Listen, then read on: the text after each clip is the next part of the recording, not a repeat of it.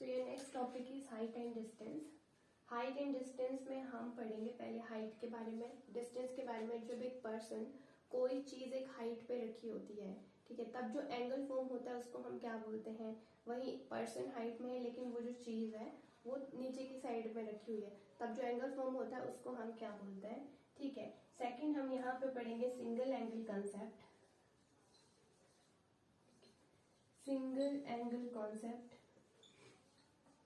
और उसके बाद थर्ड हम यहाँ पे पढ़ेंगे डबल एंगल कॉन्सेप्ट।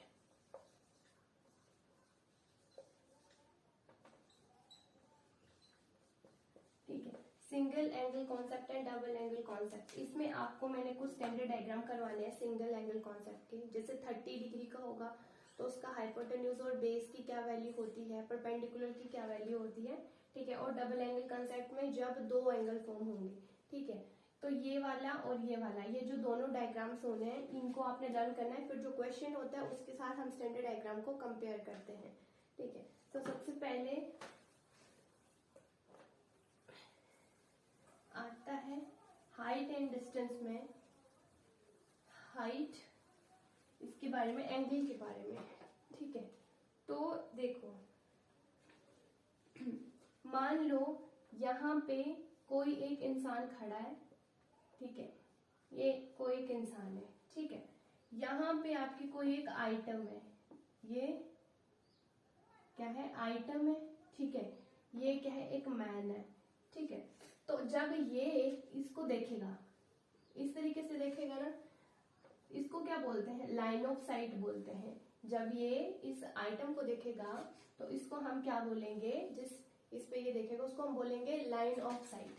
अब यहाँ पे आपको पता है नीचे एक हॉरिजॉन्टल लाइन होती है, ठीक है, तो ये जो लाइन ऑफ साइट है ना, ये लाइन ऑफ साइट जो हॉरिजॉन्टल लाइन के साथ एंगल फॉर्म करेगी, ये एंगल, इसको हम क्या बोलेंगे, this is called angle of elevation.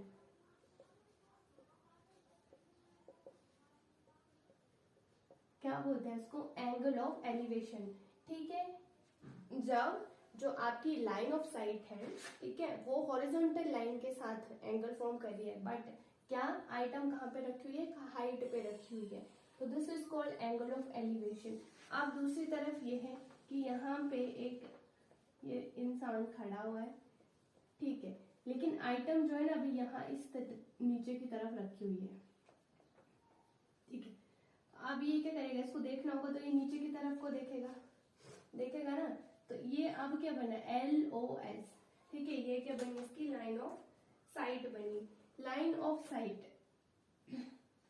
और ये जो एंगल फॉर्म होगा, ये वाला थीटा, ठीक है, इस एंगल को हम क्या बोलेंगे, ये वाला, और एक एंगल देखो आपका यहां भी फॉर्म होगा, ठीक है, तो इसको हम क्या बोलेंगे, एंगल ऑफ डिप्रेशन।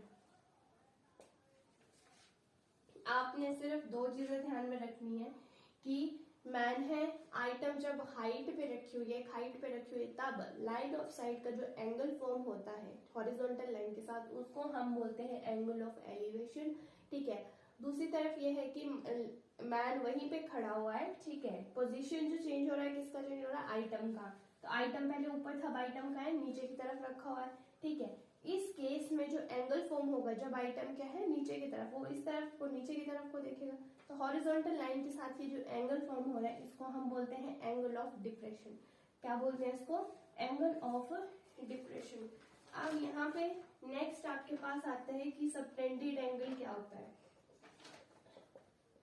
ठीक है, सबटेंडेड एंगल, देखो सबटेंडेड एंगल कैसे फॉर्म होता है, ये आपकी एक लाइन है, मान लो ये AB है, ठीक है, तब इस तरीके से जब ये लाइन ज्वाइन होंगी और यहाँ पे जो थीटा एंगल फॉर्म होता है, this angle is called subtended angle. ठीक है, सबटेंडेड एंगल, ठीक है। बस ये जो लाइन है, ये लाइन आपकी जब इस तरीके से ज्वाइन होंगी, ठीक है, ये जो थीटा एंगल फॉर्म हो रहा है ना अब यहाँ पे, इसको बोलते हैं हम सबटेंडेड एंगल, सबटेंडेड एंगल।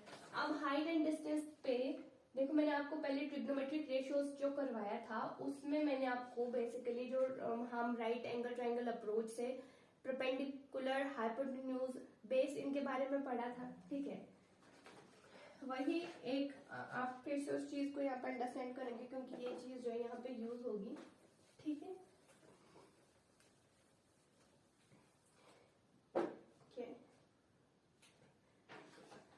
तो आपके जो ट्रिग्नोमेट्रिक फंक्शंस होते हैं वो कौन कौन से होते हैं? Sine, cos, tan, cosecant, secant और कोट, यही होते हैं sine, cos, tan, cosecant, secant and cot, ठीक है। ये ट्रिग्नोमेट्री क्या होते हैं? फंक्शन जो होता है आपके पास। अगर हम ये देखो एक इस तरीके से मैं आपको ट्रायंगल ले रही हूँ, तो ट्रायंगल में ना आपने एक चीज ध्यान में रखनी है, इन क्वेश्चन में बेसिकली ध्यान में रखना है। हम कब कंफ्यूज होते हैं कि हमने परपेंडिकुलर कौन सा लेना है, बेस कौन सा लेना है और हाइपोटेन्यूज कौन सा लेना है। तो एक चीज तो आपने हमेशा ध्यान रखनी है कि जो लंबी वाली लाइन होती है ना, ये वाला, इसको हम हाइपोटेन्यूज ही बोलते हैं हर केस में। अब कंफ्यूजन जो होता है वो होता है एक्चुअली बेस के बीच में और परपेंडिकुलर के बीच में, ठीक है। मान लो मैं ऐसे बोलूं कि अभी यहाँ पे ये थीटा एंगल फॉर्म हो रहा है ना, ठीक है, ये हाइपोटेन्यूज है और ये इसके साथ एंगल फॉर्म कर रही है, थीटा एंगल। तो थीटा एंगल जहां पे फॉर्म होता है उसके सामने वाला जो होता है हमेशा वो परपेंडिकुलर होता है, जहां पे भी एंगल फॉर्म होता है। अगर यहाँ एंगल फॉर्म होता ना तो आपने ये परपेंडिकुलर लेना था। थीटा एंगल जहां भी फॉर्म होगा उसके सामने वाला हमेशा परपेंडिकुलर होता है, या आप ऐसे बोल सकते हो कि थीटा जहां पे भी फॉर्म होगा उसकी ये वाला नीचे वाला जो लाइन होता है इसको हम हमेशा बेस कंसिडर करते हैं, ठीक है, ठीक है। जैसे इसको हम हमेशा क्या करते हैं, परपेंडिकुलर कंसिडर करते हैं। तो ये चीज आपने ध्यान रखनी कि थीटा के सामने वाला हमेशा परपेंडिकुलर होता है, या फिर ये ध्यान में रख लो कि थीटा जहां पे फॉर्म होगा उसके नीचे वाला हमेशा क्या होगा, बेस होगा। जो नीचे वाला लाइन होगा वो क्या होगा, बेस होगा, ठीक है। और ये जो लंबी वाली लाइन होती है this is always called hypotenuse, ठीक है। तो यहीं पे हमें मैंने आपको फॉर्मूला बताया था कि पंडित बद्री प्रसाद हर हर बोले, ठीक है, यही बताया था। उसके बाद अगर ऐसे लिखते हैं कि सोना चांदी T:2 तोले, ठीक है। बट आपको क्योंकि अगर ट्रिग्नोमेट्रिक फंक्शंस लर्न है कि साइन, कोस, टैन है, देन कोसिकेंट, सीकेंट, कोटेंजेंट होता है, ठीक है। बाकी ये तो आपको बनाने आते होंगे यहाँ से पंडित बद्री प्रसाद हर हर बोले से, ठीक है। तो परपेंडिकुलर अपॉन हाइपोटेन्यूज साइन होता है, तो कोसिकेंट क्या हो जाएगा, हाइपोटेन्यूज अपॉन परपेंडिकुलर हो जाएगा। वैसे ही कोस जो है वो बेस अपॉन हाइपोटेन्यूज होता है, तो सेकेंड क्या हो जाएगा, हाइपोटेन्यूज अपॉन बेस हो जाएगा। टैन जो होता है वो परपेंडिकुलर अपॉन बेस होता है, तो कोट क्या हो जाएगा, बेस अपॉन परपेंडिकुलर हो जाएगा। And one more thing is that tan theta is always is equals to sin theta upon cos theta, ठीक है। ये फॉर्मूला ध्यान में रखना है, बेसिक फॉर्मूला है, ओके। तो ये उसके बाद मूविंग टुवर्ड क्वेश्चंस। तो क्वेश्चंस में पहले मैं आपको इसको रफ कर देती हूँ।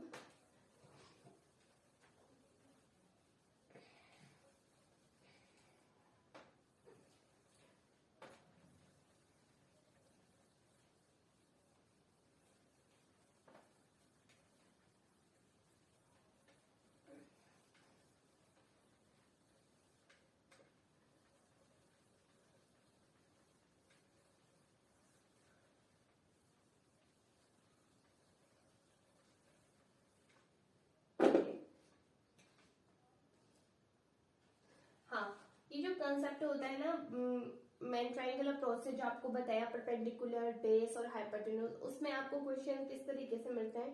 लाइक आपको देखो परपेंडिकुलर बेस देके रखा होगा, आपको हाइपोटेन्यूज पूछा होगा कि व्हाट इज एच, ठीक है। तो आपने पाइथागोरस थ्योरम लगानी है, ठीक है। वहां पे क्या होता है, हाइपोटेन्यूज का square is equals to base का स्क्वायर प्लस परपेंडिकुलर का स्क्वायर, वही फॉर्मूला लगा के हम फाइंड आउट करते हैं। बट ये तो बहुत ही बेसिक क्वेश्चंस होते हैं। देखो अब यहाँ पे चलता है नेक्स्ट आपका सिंगल एंगल कंसेप्ट।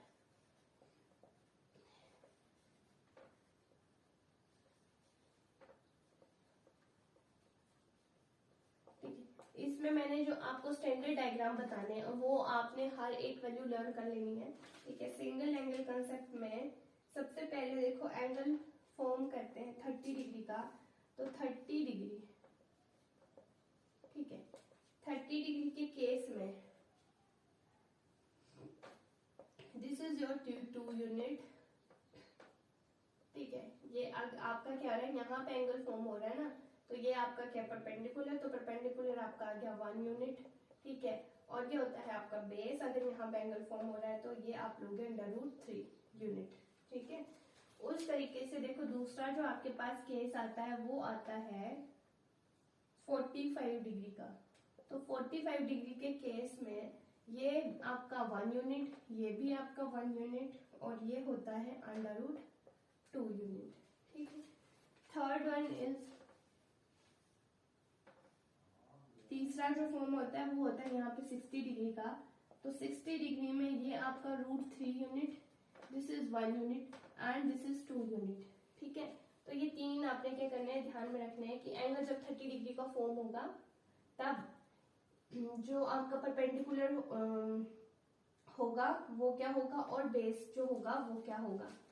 ठीक है, इस केस में मैंने बोला जहां पे भी एंगल फॉर्म होता है उसके जो सामने वाला होता है उसको हम हमेशा परपेंडिकुलर लेते हैं, या फिर आप ऐसे ध्यान रखो कि उसके नीचे वाला जो होता है उसको हमेशा क्या करते हैं, बेस लेते हैं।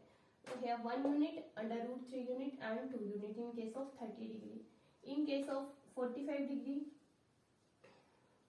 ये आपका 1 यूनिट हो गया, ये भी 1 यूनिट हो गया, एंड हाइपोटेन्यूज 2 यूनिट हो, √2 यूनिट हो गया।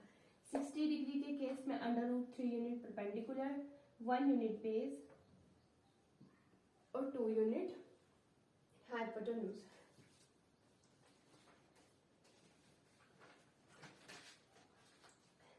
मान लो हमें फाइंड करने के लिए देके रखा है यहाँ पे tan 30 डिग्री। ठीक है, फाइंड आउट करने के लिए दिया है tan 30 डिग्री। अब ट्रिग्नोमेट्रिक फंक्शंस जो थे उनका हम यूज करेंगे अगर वो परपेंडिकुलर अपॉन हाइपोटेन्यूज वाला, तो आपको पता है ये क्या होता है, परपेंडिकुलर अपॉन बेस होता है।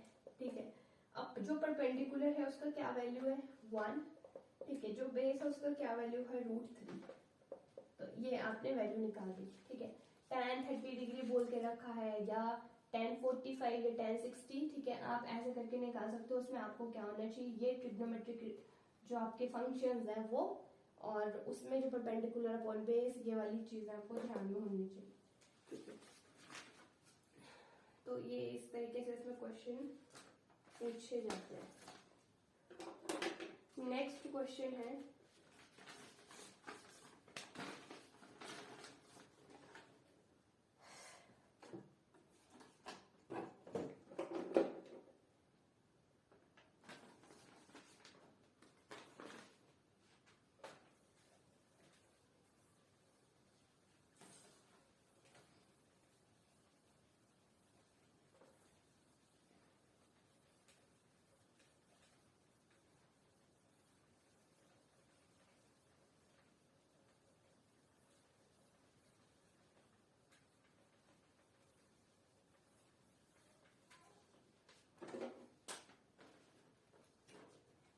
क्वेश्चन है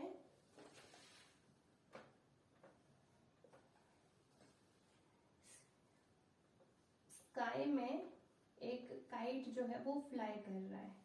ठीक है, स्काई में काइट फ्लाई कर रहा है, तो जो ये हाइट ऑफ काइट दे के रखी है, जो फ्लाई कर रहा है ना उसकी हाइट आपके पास दे के रखी है 200 मीटर।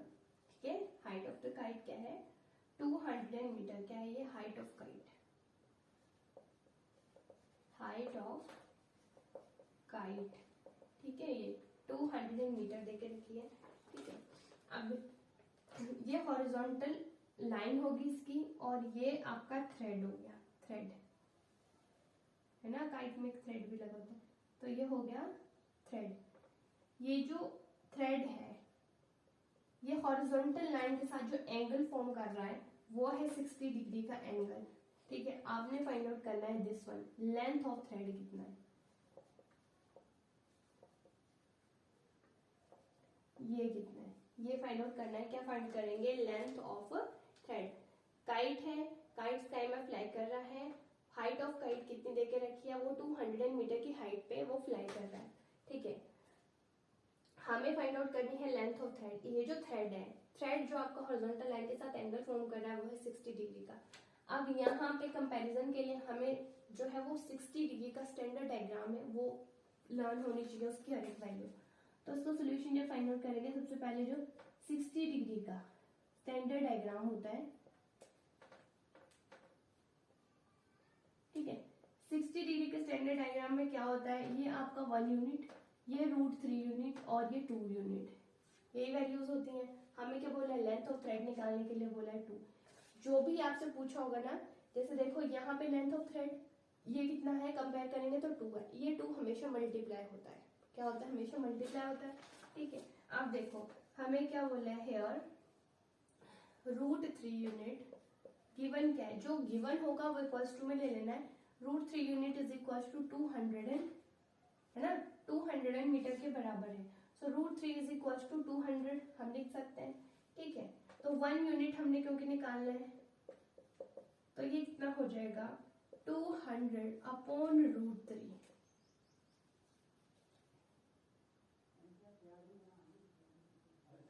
ठीक है, इनटू मल्टीप्लाई क्या हो जाएगा, लेंथ ऑफ थ्रेड मल्टीप्लाई होगा। मैंने अभी आपको बताया कि जो भी पूछा होगा वो आपने क्या कर देना, मल्टीप्लाई कर देना। तो यहाँ पे लेंथ ऑफ थ्रेड पूछा हुआ है, वो 2 है, वो आपने क्या कर दिया, मल्टीप्लाई कर दिया, ठीक है।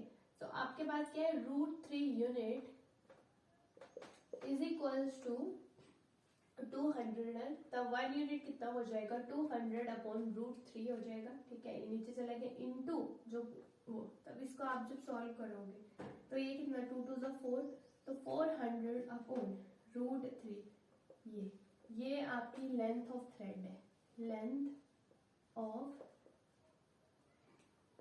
थ्रेड। तो ये क्या आ गया, लेंथ ऑफ थ्रेड आ गया, ठीक है। अगेन देखो कैसे किया, ये क्वेश्चन था कि जो काइट है वो स्काई में फ्लाई कर रहा है within height of 200 metre, हमने फाइंड आउट करना है लेंथ ऑफ थ्रेड। तो जब स्काई जो काइट है वो एक थ्रेड के साथ बंधा होता है, ठीक है ना, तो वो जो थ्रेड है ना, वो जो एंगल फॉर्म करेगा हॉरिजॉन्टल लाइन के साथ, वो 60 डिग्री का फॉर्म कर रहा है, ठीक है।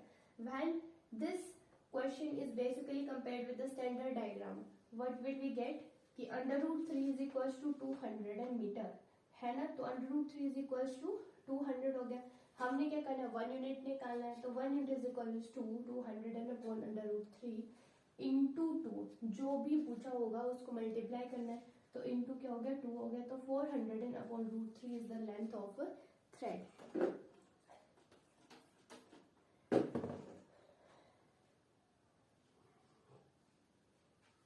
नेक्स्ट क्वेश्चन है,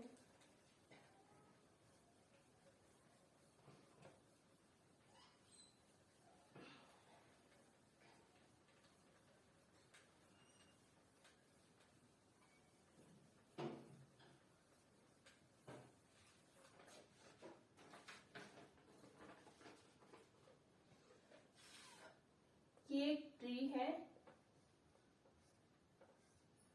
ठीक है, ट्री है।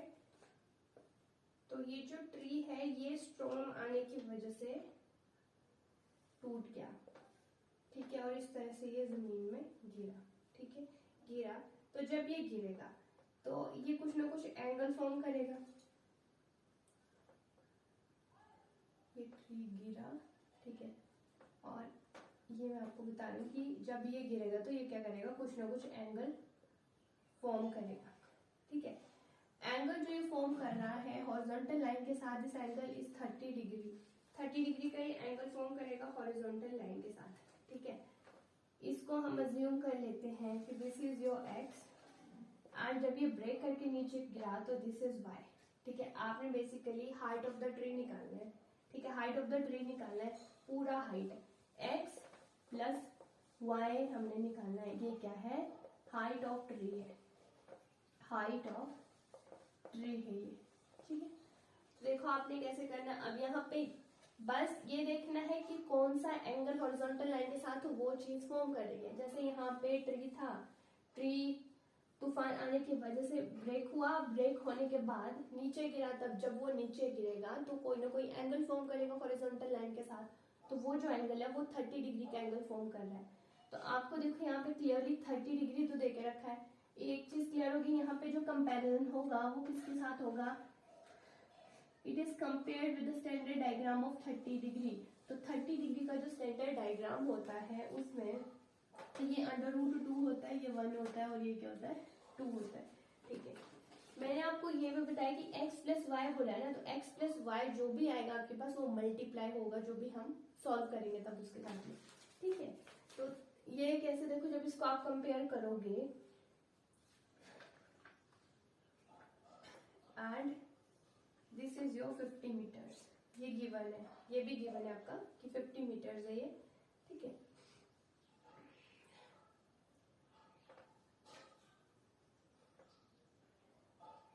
कि जब ये ट्री गिरा, ठीक है, मतलब तूफान आने की वजह से एंगल जो फॉर्म किया 30 डिग्री का, तो जहां से तो ये गिरा है ना दूसरी तरफ को, वहां से लेके यहाँ तक का जो डिस्टेंस है वो है 50 मीटर्स। देखो यहाँ पे क्या आ जाएगा, √2 unit is equals to 50, 1 unit, sorry this is your √3, तो यहाँ पे 2 नहीं होगा, ये √3 होता है, √3, तो 1 यूनिट क्या हो जाएगा 50 अपॉन √3 मीटर्स, मीटर्स में नहीं, तो 50 अपॉन √3। अब इसके साथ क्या मल्टीप्लाई होगा, x प्लस वाई पूछा है तो वही मल्टीप्लाई होगा, x प्लस वाई, देखो x प्लस वाई निकालो स्टैंडर्ड डायग्राम से, x की वैल्यू कितनी कंपेयर करोगे तो 1 है, y की वैल्यू कितनी कंपेयर करोगे तो 2 है, तो 1 + 2 = 3, यही होगा। इसको कंपेयर किया x के साथ में तो ये आ गया 1, इसको कंपेयर किया इस वाले के साथ में तो ये आ गया 2, x plus y that is 1 + 2, तो ये कितना हो गया 3। अब ये क्या हो जाएगा, therefore 1 unit is equals to कितना है 50 अपॉन √3 इंटू 3, तो ये आ जाएगा 150 अपॉन √3 और ये मीटर्स, ठीक है, 150 अपॉन √3 मीटर्स।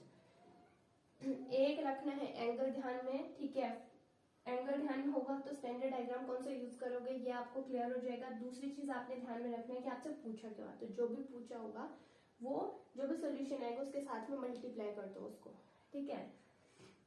ये जो पूछा होगा ये तो उसकी वैल्यू आपने फाइंड आउट करनी है, अगर कंपेयर करोगे स्टैंडर्ड डायग्राम के साथ में तो उसकी कुछ ना कुछ तो वैल्यू होगी, तो वो वैल्यू जो होगी वो मल्टीप्लाई होगी। जैसे इस केस में देखो यहाँ पे 1 unit is equal to 50 upon √3 आया, ठीक है। अब हमें पता है यहाँ पे इंटू x प्लस वाई होना है क्योंकि हम लोगों से हाइट ऑफ द ट्री पूछा हुआ है, तो वो जो x प्लस वाई है वो उसको कंपेयर करके निकाला 1 + 2, 1 + 2 = 3, ये 3 मल्टीप्लाई हो जाएगा इसके साथ में, तो आपके पास टोटल आ गया 150 अपॉन √3।